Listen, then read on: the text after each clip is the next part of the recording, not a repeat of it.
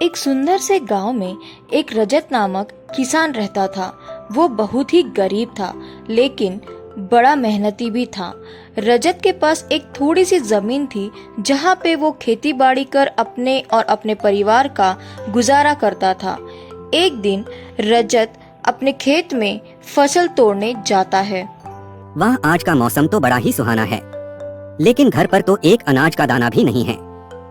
अगर आज मैं फसल नहीं ले गया तो आज भी हमें भूखा ही सोना पड़ेगा। जल्दी से जाकर फसल तोड़कर घर ले जाता हूँ।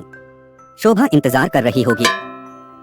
रजत रोज की तरह खेत में काम करने लगता है। तभी अचानक उसे कुछ दिखता है। अरे ये क्या है ससुरा? ये तो काले पत्थर जैसे लग रहा है। ये कोई कोयला तो नहीं? जब उसे ये बात समझ आती है कि ये कोई मामूली पत्थर नहीं, ये तो कोयला है जिससे वो खूब पैसे कमा सकता है, ये सोचकर बहुत खुश होता है। तो वो तुरंत अपने घर चला जाता है और अपनी पत्नी शोभा को सारी बात बताता है। शोभा, ओ शोभा। आ रही हूँ। क्या हुआ, इतनी आवाज क्यों दे रहे हो? शोभा, हमारी मेहनत और ईमानदारी देखकर ऊपर वाले ने इतना बड़ा तोहफा दिया कि तुम सोच भी नहीं सकती। आज मैं फसल काट रहा था, तभी हमारी जमीन से कोयला निकला, जिसको हम बेचकर खूब पैसे कमा सकते हैं। आज तो हमारी किस्मत ही चमक गई। जी सुनिए, कहीं ये सपना तो नहीं? आप सच तो बोल रहे हो। अब हमारी परेशानी दूर हो जाएगी। अब तो 2 वक्त का खाना और अच्छा मकान होगा। ये तो बहुत ही खुशी की बात है। हमारी किस्मत बदलने वाली है। चलो तुम्हारे छोटे भाई राजेश को ये खुशखबरी देते हैं। रजत और शोभा इतने खुश थे कि उन दोनों का खुशी का कोई ठिकाना ही नहीं था। वो तुरंत अपने भाई राजेश के घर निकल पड़े। रजत का एक छोटा भाई था जिसका नाम राजेश था। रजत ने बड़ी मेहनत कर खेती बाड़ी कर अपने छोटे भाई राजेश को पढ़ा लिखा कर नौकरी करने शहर भेज दिया था। अरे भैया भाभी, आप अचानक से शहर में कैसे आना हुआ? कोई बात है क्या? नहीं मेरे भाई, मैं तो तुम्हें खुशखबरी देने आया हूँ। तुम्हें पता है, हमारे गांव के खेत में मुझे कोयला मिला है। मुझे जितना लगता है हमारे जमीन पर कोयला है, जिसको हम दोनों भाई बेचकर खूब कमाई कर सकते हैं। ये सब सुनकर चालाक राजेश के मन में तो कुछ और ही खिचड़ी पक रही थी। अरे वाह, इस जमीन पर कोयला है। इससे अच्छा मौका नहीं मिलेगा मुझे पैसे कमाने का। इस कोयले को बेच के मैं बन जाऊंगा अमीर और फिर पैसा ही पैसा होगा। हमारी जमीन? ये क्या बोल रहे हो भैया? जमीन तो सिर्फ मेरी है और मैं ही वो जमीन का मालिक हूँ। हे भगवान, ये क्या सुन रहा हूँ मैं? और ये सब क्या बोल रहे हो तुम? मुझे तो कुछ समझ नहीं आ रहा है। आपको समझ कैसे आएगा भैया? वो जमीन सिर्फ फसल उगाने के लिए आपको दी थी। आप तो अपनी ही समझ बैठे। कुछ समझाइए भाभी। भैया कैसी बात कर रहे हैं? ये सब देखकर शोभा और रजत बहुत ही हैरान थे और दुखी होकर वहां से चले गए।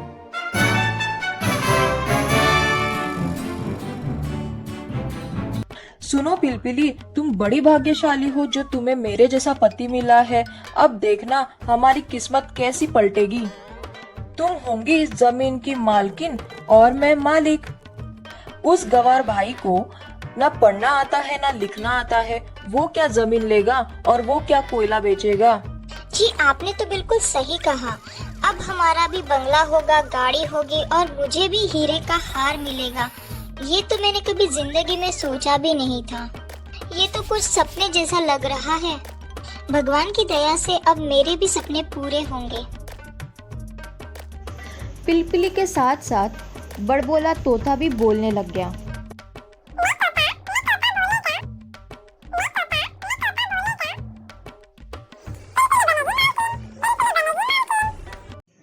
राजेश और उसकी बीवी बड़ी ही खुश थे, लेकिन रजत का और उसके बीवी का बड़ा ही बुरा हाल था।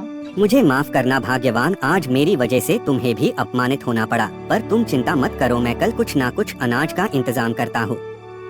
आपको अपमानित देख मेरे तो आंसू निकल आए। राजेश को आपने इतनी मेहनत से पाला, लेकिन आजकल लोग पैसा देख के रिश्ते भूल जाते हैं। रात हो जाती है लेकिन रजत को बिल्कुल भी नींद नहीं आती है। वो बहुत ही चिंता में होता है। अब मैं क्या करूं? कहाँ जाऊं? एक काम करता हूँ, कल से किसी और के खेत में खेती करने जाता हूँ, थोड़े पैसे मिल जाएंगे।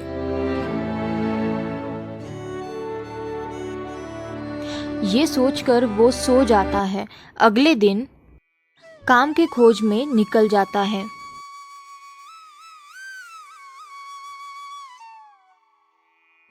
तभी गांव के जमींदार रामू चाचा वहां से गुजरते हैं।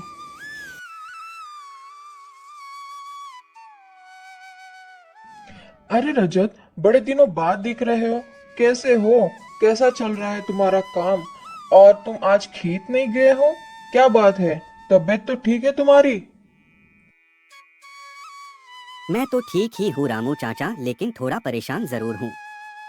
असल में रजत सारी बात रामू चाचा को बताने लगा, क्योंकि उन्हें पता था कि रामू चाचा कोई ना कोई हल जरूर निकालेंगे। तुम चिंता मत करो रजत, ये सब मुझ पे छोड़ दो। अब देखना मैं कैसे सबक सिखाता हूँ। ईमानदार किसान को मैं इंसाफ देकर ही रहूंगा। तुम चिंता मत करो और घर जाओ। इन दोनों की बात होते ही तुरंत अपने घर चले जाते हैं और रामू चाचा आते ही सोच विचार करने लगते हैं। भाई, ये तो सोचने वाली बात है।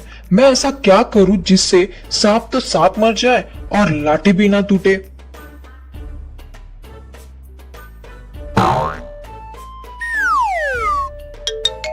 आओ आओ राजेश, मैं तुम्हारा ही इंतजार कर रहा था। सुना है तुम्हारे खेत के जमीन पर कोयला मिला है? हाँ रामू चाचा, आपने सही सुना है। अरे वाह, ये तो बड़ी अच्छी बात है। एक काम करो, तुम्हारे बड़बोले तोते को भी ले आना। बड़े दिन हो गए उसके कोई दर्शन नहीं हुए। इस गांव के ठंडे ठंडे वातावरण में और हरे भरे खेतों में उसे घूमने में भी मजा आएगा और हमारा भी मनोरंजन हो जाएगा। क्या कहते हो राजेश? वैसे आपकी बात तो सही है, मैं उसे जरूर लेके आऊंगा। पंछी बनो उड़ती फिरो मस्त गगन में, पंछी बनो उड़ती फिरो मस्त गगन में, ला ला ला ला ला ला ला ला ला, पंछी बनो उड़ती फिरो मस्त गगन में, ला ला ला ला ला। खेत में जाते ही रजत अपने खेत में खुदाई करने लगता है। तभी उन्हें कोयला मिलता है। ये देखो रामू चाचा, इस जमीन पर कोयला ही कोयला है। रामू चाचा को एक चीज तो पता थी कि राजेश जो जो बोलता है वही ये बड़बोला तोता दोहराता है। तो जो राजेश ने उस दिन बड़े भाई को बोला वही ये बड़बोला आज पूरी तरह इसकी पोल खोल देगा। ये बात रामू चाचा को पता थी। तो तुम दोनों एक बात बताओ, ये जमीन किसकी है? राजेश की या फिर रजत की? ये सुनते ही बड़बोला तोता बोलने लगा। मैं तोता बोलेगा, ये जमीन मेरी है और ये जमीन का मालिक मैं ही हूँ। गवार, मैं तोता बोलेगा, ये जमीन मेरी है और ये जमीन का मालिक मैं ही हूँ। गवार। चुप हो जाओ बड़बोले तोते, चुप हो जाओ। तुम ये सब क्या बोल रहे हो? राजेश, वाकई में तुम्हारी ही जबान बोल रहा है राजेश। इसमें कोई हैरानी की बात नहीं। तुम्हारी तो सारी ही पोल खोल दी उसने। मुझे तो तुम्हारा सारा खेल समझ आ ही गया। अब मैं करूंगा फैसला, ये जमीन किसकी होगी। अगर तुम दोनों मिल बांटकर ये कोयला बेचते हो तो तुम दोनों को आधी आधी जमीन दी जाएगी। अगर नहीं तो ये जमीन सरकार को दी जाएगी। बेहतर यही रहेगा कि तुम दोनों मिल बांटकर रहो और इस कोयले से रोजी रोटी कमाओ। फैसला तुम दोनों के हाथ में है। उन्हें ये जरूर पता था कि चालाक राजेश ये जमीन किसी सरकार को नहीं देगा। एक दिन रजत के घर राजेश और पिलपिली अचानक से आते हैं। भैया, मैं 2 दिन से सो नहीं पाया। मेरे किए करने पर मैं बड़ा शर्मिंदा हूँ। मुझे माफ कर दीजिए भैया। मैं पैसे के लालच में सब कुछ भूल गया था। वैसे तो मैं कोई माफी के लायक नहीं हूँ, लेकिन फिर भी आपका बड़ा दिल है भैया। क्या आप मुझे माफ करोगे?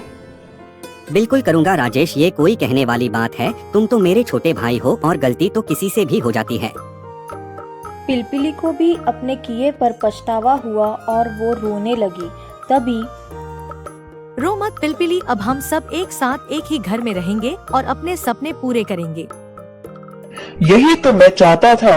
रजत को अपना परिवार भी मिल गया और उसकी जमीन भी मिल गई। चलो अंत भला तो सब भला। मैं तो बड़ा खुश हूँ।